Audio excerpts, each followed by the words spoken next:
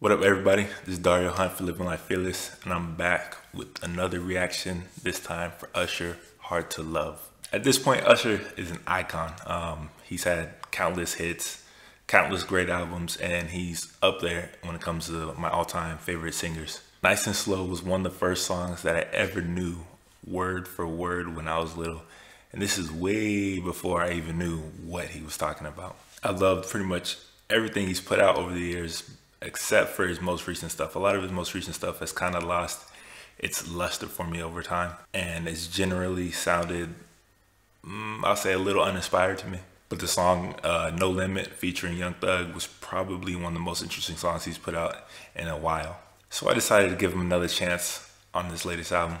The main problem I've had with a lot of his most recent work was that it really sounded like he was just reaching for trends instead of being true to like what made him so great in the first place. It all sounded pretty generic dance type music that could have been put together by just about anybody. It definitely wasn't, the pioneering type of music that Usher became known for. This time around, I would say he kind of returned to his more R&B roots, albeit, updated for the times.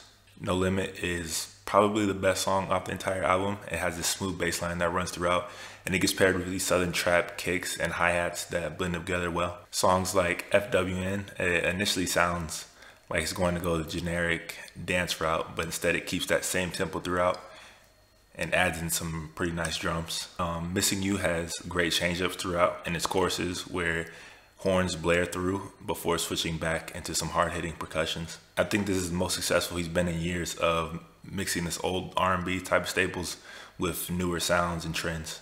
Usher is pretty much a consummate professional musician at this point, so his voice always sounds great. His vocals are great. It's smooth as hell, and the melodies all sound great. The content of his lyrics hasn't really changed much over the years. It's a typical R&B fare of love, relationships, women, cheating, etc. It's nothing new, but Usher does do this better than most people out there. I only think that in this new, edgier landscape of R&B with artists like The Weeknd and Ty Dolla $ign, that this content it can sound a bit outdated at times. But all in all, I would say it was a very solid project from him and probably one of his best projects in years. Has he gained some of that magic back, or do you think he never lost it in the first place?